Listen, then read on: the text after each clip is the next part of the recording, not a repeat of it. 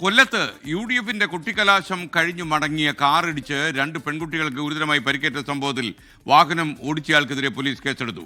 നെയ്യാറ്റിൻകരയിലെ ദേവനന്ദനെതിരെയാണ് കേസെടുത്തിരിക്കുന്നത്. അതിന്റെ ദൃശ്യമാണ് പ്രേക്ഷകർ ഇപ്പോൾ കാണുന്നത്. UDF സ്ഥാനാർത്ഥി ബിന്ദു കൃഷ്ണയുടെ മകന്റെ പേരിലുള്ള കാറാണ് അപകടത്തിൽപ്പെട്ടത്. സൂര്യഗായത്രി കൊല്ലത്ത് നിന്ന് വിവരങ്ങൾ നൽകുന്നു.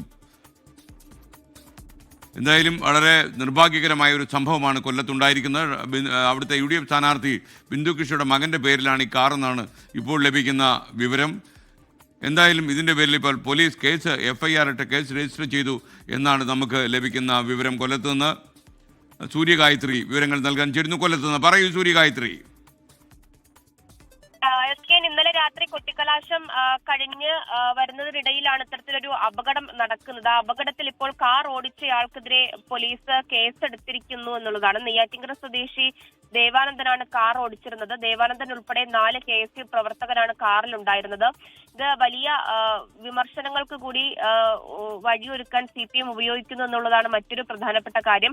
കാരണം ഈ കാറിന്റെ ഉടമ അത് ബിന്ദു കൃഷ്ണയുടെ മകനാണ്. അപ്പൊ എല്ലാവർക്കെതിരെയും കേസെടുക്കണമെന്നുള്ളൊരു ആവശ്യം ഇപ്പോൾ CPMന്റെ ഭാഗത്ത് നിന്ന് ഉയരുക കൂടി ചെയ്യുന്നുണ്ട്. എന്തായാലും നിലവിൽ കാർ ഓടിച്ച ആൾക്കെതിരെ മാത്രമാണ് കേസെടുത്തിരിക്കുന്നത്.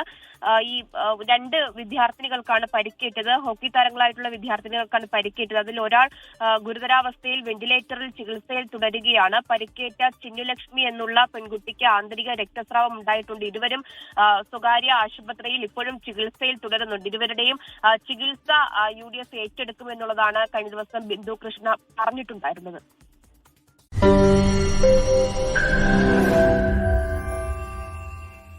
ലോകത്തെവിടെയായാലും ഏത് സമയത്തും 24 വാർത്തകളും ഓഗ്മെന്റഡ് റിയാലിറ്റി പാക്കേജുകളും എക്സ്പ്ലെയിനറുകളും വിശദമായി കാണാൻ ഞങ്ങളുടെ YouTube ചാനൽ നിങ്ങൾക്ക് സബ്സ്ക്രൈബ് ചെയ്യാം.